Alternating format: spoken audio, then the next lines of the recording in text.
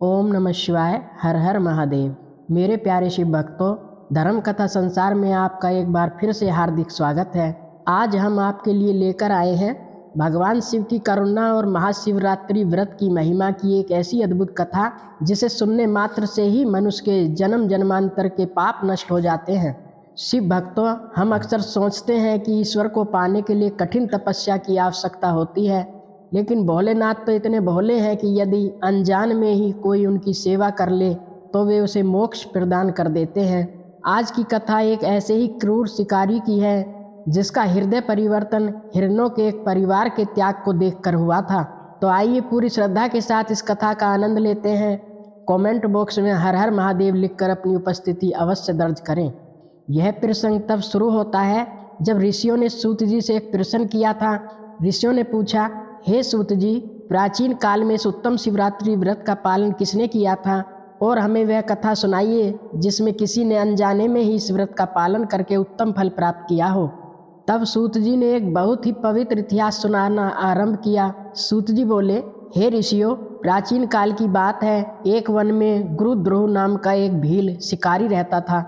भक्तों, वह शिकारी स्वभाव से बहुत क्रूर और बलवान था। उसका परिवार बहुत बड़ा था और वह अपने परिवार का पेट भरने के लिए प्रतिदिन वन में जाकर हिरणों का शिकार करता था और नाना प्रकार की चोरियां करता था। बचपन से लेकर बड़े होने तक उसने अपने जीवन में कभी कोई शुभ कर्म नहीं किया था। समय बीतता गया। एक दिन फाल्गुन मास की पवित्र महाशिवरात्रि आई।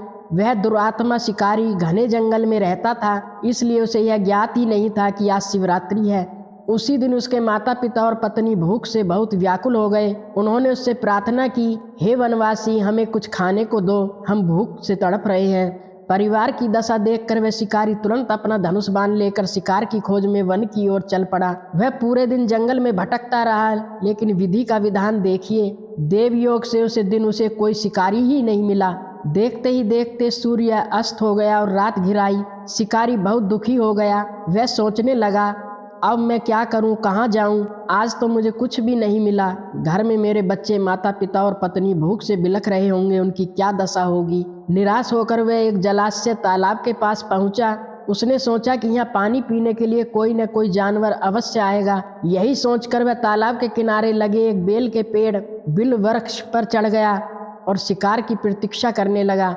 अपने साथ वे पीने के लिए थोड़ा जल भी ऊपर ले गया था। तो शिव भक्तों, अब यह प्रभु की लीला देखिए। जिस बेल के पेड़ पर वह शिकारी बैठा था, ठीक उसी पेड़ के नीचे एक शिवालय स्थापित था जो सूखे पत्तों से ढका होने के कारण शिकारी को दिखाई नहीं दे रहा था। रात का पहला पहर शुरू हुआ।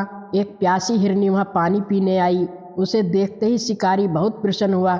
जैसे ही उसने हिरनी को मारने के लिए धनुष पर बाण चढ़ाया, उसके हाथ के धक्के से थोड़ा सा जल और कुछ बेलपत्र नीचे गिर पड़े। नीचे स्वयं भगवान शिव विराजमान थे। अनजाने में ही सही शिकारी के हाथों भगवान शिव की प्रथम पहर की पूजा संपन्न हो गई। इस पूजा के प्रभाव से शिकारी के बहुत से पाप तत्काल नष्ट हो गए। पत्तों की खड़खड़ाहट सुनकर हिरनी ने ऊपर देखा और भयभीत होकर बोली, हे व्याध, तुम क्या करना चाहते हो? शिकारी ने कठोरता से कहा, आज मेरा परिवार भूखा है, मैं तुझे मारकर उनकी भूख मिटाऊंगा। मौत को सामने देख हिरनी ने धैर्य नहीं खोया। उसने एक ऐसा उपाय सोचा जो धर्म और सत्य पर आधारित था। हिरनी बोली, हे शिकारी, मेरे मांस से तुम्हें और तुम्हारे परिवार को तृप्ति मिलेगी। इस नश्वर शरीर का इससे बड़ा पुण्य और क्या हो सकता है। उपकार करने वाले को जो पुण्य मिलता है उसका वर्णन 100 वर्षों में भी नहीं किया जा सकता। किंतु मेरे छोटे छोटे बच्चे अभी घर पर अकेले हैं। मैं उन्हें अपनी बहन या स्वामी को सौंपकर तुम्हारे पास लौट आऊंगी। तुम मेरी बात को झूठ मत समझो।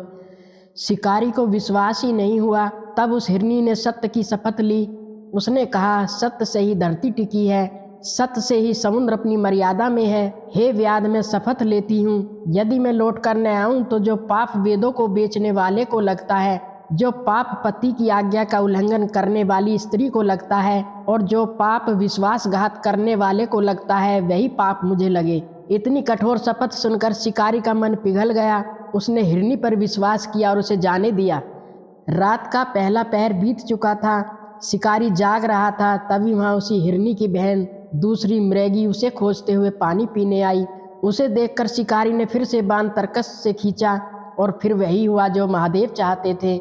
बाण चढ़ाते समय फिर से जल और बेलपत्र नीचे शिवलिंग पर गिरे। अनजाने में ही महात्मा शंभू की दूसरे पहर की पूजा भी संपन्न हो गई।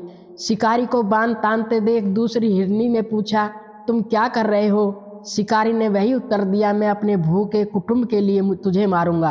तब दूसरी हिरनी ने भी बड़ी विमरता से कहा, हे व्याध, मैं धन्य हूँ कि मेरा शरीर किसी के काम आएगा, लेकिन मेरे बच्चे घर पर हैं, मैं उन्हें अपने स्वामी को सौंपकर तुम्हारे पास लौट आऊँगी। शिकारी ने कहा, मुझे तुम्हारी बात पर विश्वास नहीं है, मैं तुझे अवश्य मारूंगा। तब उस मृगी ने भगवान विष्णु की शपथ ली। वह बोली, हे शिकारी, मेरी बात सुनो, यदि मैं लौट कर न आऊँ तो मैं अपना सारा पुण्य हार जाऊँ। जो पाप अपनी विवाहित स्त्री को त्याग कर दूसरी के पास जाने वाले को लगता है, जो पाप भगवान विष्णु का भक्त होकर शिव की निंदा करने वाले को लगता है, और जो पाप माता पिता का श्राद्ध न करने वाले को लगता है, वही पाप मुझे लगे यदि मैं वापस न आऊँ। उसकी बातों में ऐसी सच्चाई थी कि शिकारी ने उसे फिर जाने दिया। इस प्रकार रात का दूसरा पहर भी बीत गया। तीसरा पहर शुरू हुआ। शिकारी सोचने लगा कि हिरनियाँ लौटी नहीं। तभी उसे एक हष्ट-पुष्ट मृग दिखाई दिया। यह उन दोनों हिरनियों का पति था। शिकारी बहुत खुश हुआ। उसने तुरंत बाण चढ़ाया और तीसरी बार भी उसके प्रारब्ध वश थोड़ा जल और बेलपत्र शिवलिंग पर गिरे। भगवान शिव की तीसरे पहर की पूजा भी संपन्न हो गई। भगवान की असीम कृपा उस शिकारी पर बरसने लगी। मृग ने ऊपर देखा और पूछा। शिकारी ने कहा, मैं अपने परिवार के भोजन के लिए तुम्हारा वध करूंगा। मृग ने प्रसन्न होकर कहा, मैं धन्य हूँ, मेरा यह शरीर आप लोगों की तृप्ति करेगा। जिसका शरीर परोपकार के काम न आए उसका जीवन व्यर्थ है। परंतु एक बार मुझे जाने दो, मैं अपने बच्चों को उनकी माता के हाथ में सौंपकर उन्हें धीरज बंधाकर तुम्हारे पास लौट आऊँगा। शिकारी का हृदय अब तक काफ़ी शुद्ध हो चुका था। उसके पाप नष्ट हो रहे थे। उसने कहा, जो जो यहाँ आया सब ऐसी ही बातें करके चले गए, तुम भी झूठ बोलकर चले जाओगे, फिर मेरे परिवार का क्या होगा। तब उस मृग ने कहा, हे व्याध, सारा ब्रह्मांड सत्य पर टिका है, तुम मेरी प्रतिज्ञा सुनो। संध्या काल में मैथुन करना और शिवरात्रि के दिन भोजन करने से जो पाप लगता है, झूठी गवाही देने से और धरोहर हड़प लेने से जो पाप होता है, वही पाप मुझे लगे यदि मैं लौट कर न आऊँ। और तो और जिसके मुख से कभी शिव का नाम नहीं निकलता और जो शिव की पूजा किए बिना भोजन कर लेता है, उन सब का पाप मुझे लगे यदि मैं अपना वचन न निभाऊं। मृग की धर्मयुक्त बातें सुनकर शिकारी ने उसे भी जाने दिया। तो प्यारे शिव भक्तों, अब सुनिए इस कथा का सबसे भावुक क्षण। वह मृग अपने आश्रम पहुंचा, जहां दोनों हिरनियां और बच्चे मिले। तीनों ही शिकारी को वचन दे चुके थे। सत्य के बंधन में बंधे हुए उन तीनों ने निश्चय किया कि वहां जाना आवश्यक है। लेकिन समस्या यह थी कि मृत्यु के मुख में कौन जाए। बड़ी हिरनी ने अपने स्वामी से कहा, हे स्वामी, आपके बिना बच्चे अनाथ हो जाएंगे। मैंने सबसे पहले प्रतिज्ञा की थी, इसलिए केवल मुझे जाना चाहिए। छोटी हिरनी बोली, नहीं दीदी, मैं आपकी सेविका हूँ, मुझे जाने दो। मृग बोला, नहीं, तुम दोनों यहीं रहो, बच्चों की रक्षा माता से होती है, मैं वहाँ जाता हूँ। तीनों में होड़ लग गई कि अपने प्राण कौन दे। अंत में प्रेम और धर्म के वश होकर उन्होंने निर्णय लिया कि कोई भी पीछे नहीं रहेगा। वे तीनों अपने बच्चों को पड़ोसियों को सौंपकर एक साथ उस शिकारी के पास जाने के लिए निकल पड़े। परंतु देखिए, उनके बच्चे भी मोहवश उनके पीछे पीछे चले आए। बच्चों ने सोचा कि जो गति हमारे माता पिता की होगी वही हमारी भी होगी। इधर शिकारी पेड़ पर बैठा था। उसने देखा कि पूरा हिरन परिवार एक साथ आ रहा है। उसे बड़ा हर्ष हुआ। उसने तुरंत अपने धनुष पर बाण रखा और इस बार चौथी बार फिर से जल और बेलपत्र शिव जी के ऊपर गिरे। शिव जी के चौथे पहर की पूजा भी संपन्न हो गई। बस फिर क्या था, इस अंतिम पूजा के साथ ही शिकारी के सारे पाप तत्काल भस्म हो गए। तभी वे हिरन और हिरनियाँ एक साथ बोल उठे, हे व्याध शिरोमणि, शीघ्र कृपा करके हमारे शरीर को सार्थक करो, अपना बाण चलाओ। पशुओं के मुख से ऐसी त्याग की बातें सुनकर और शिव पूजा के प्रभाव से शिकारी को दुर्लभ ज्ञान प्राप्त हो गया। उसका हृदय भर आया। वह सोचने लगा, ये पशु होकर भी धन्य है जो अपने शरीर से परोपकार कर रहे हैं, और एक मैं हूँ, मनुष्य जन्म पाकर भी मैंने क्या किया, केवल दूसरों को पीड़ा दी, पाप करके अपने परिवार को पाला। धिक्कार है मेरे जीवन को। पश्चाताप के आंसुओं के साथ उसने अपना बाण रोक लिया और कहा, हे श्रेष्ठ मृगो, तुम जाओ, तुम्हारा जीवन धन्य है, मैं तुम्हें नहीं मारूंगा। शिकारी के मुख से यह वचन निकलते ही साक्षात भगवान शंकर वहां प्रकट हो गए। भगवान शिव ने प्रसन्न होकर व्याध को अपने दिव्य स्वरूप का दर्शन कराया और बड़े प्रेम से कहा, हे भील, मैं तुम्हारे इस अनजाने में किए गए व्रत और दया भाव से बहुत प्रसन्न हूँ, वर मांगो। भगवान को सामने देख शिकारी उनके चरणों में गिर पड़ा और बोला, प्रभु, आपके दर्शन पाकर मैंने सब कुछ पा लिया। भगवान शिव ने उसे गुहू नाम दिया और आशीर्वाद देते हुए कहा, हे व्याध, आज से तुम श्रृंगेरपुर में राजधानी बनाकर दिव्य भोगों का उपयोग करो।